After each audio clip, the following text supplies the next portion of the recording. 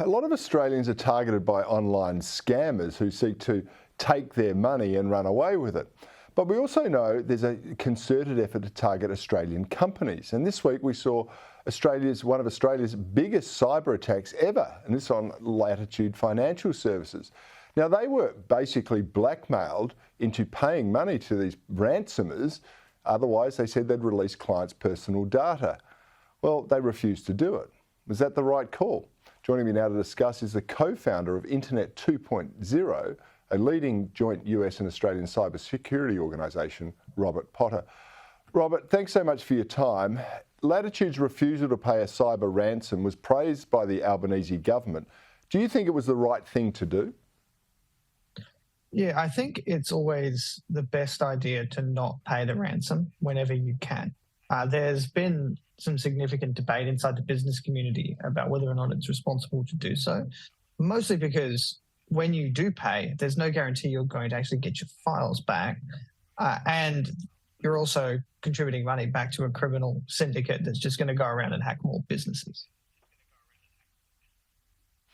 I understand that sentiment, and I'm sure a lot of business people do, but this is customers' personal and sometimes intimate details that can then find its way out into the public domain. We saw that as well with some of their health issues, health records recently. How do you protect the individual's right to privacy versus this sort of ransomware demands and doing the right thing by not paying? Yeah, so once the hack has actually happened, there's already been a privacy violation. That person's data has been released to a bad guy who wasn't authorized to see it. So the real question then is, what confidence do you have that paying a ransom is going to actually get your files back? And in particular, it's not always the case that you can be confident that these guys are going to delete all copies of what they've stolen from you, or that they're going to unlock your files that they've locked up on your system. So it's really a question of whether or not you can take the criminal at their word. So when the data's been stolen, the horse is basically already bolted for the individual person. It's not the case then that you can be 100% confident that that stuff's ever coming back, and the privacy breach has already occurred. So once the hack has happened, the damage is basically done. The idea of the ransom payment is that somehow this gives you assurance that the nice, honest bad guy has gone off and deleted all the files and all the copies of all your birth certificates and your personal records. But I'm not really that confident that that's the case, that they're going to go off and do that. So it's really a bit of a Hail Mary option to go and pay the ransom to the bad guy who's already shown that he's willing to break Australian law and to crack into your system. Yeah.